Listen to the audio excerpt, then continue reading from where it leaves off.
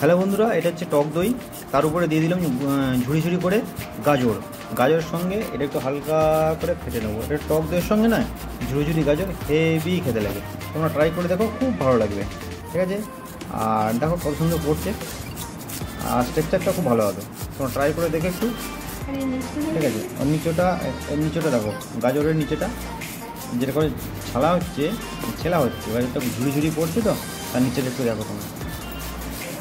ঠিক আছে,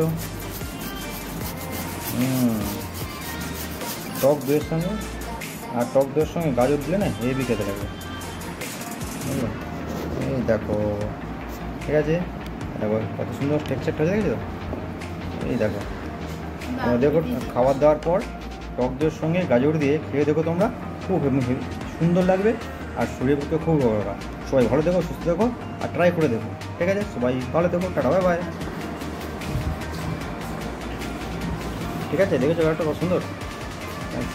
খেয়ে দেখো তোমরা, এটাকে হালকা করে শুধু ফেটে নাও, আর ফেটে নিয়ে আর সঙ্গে সঙ্গে মুখে পুড়ে দাও, খেতে হেভি লাগবে।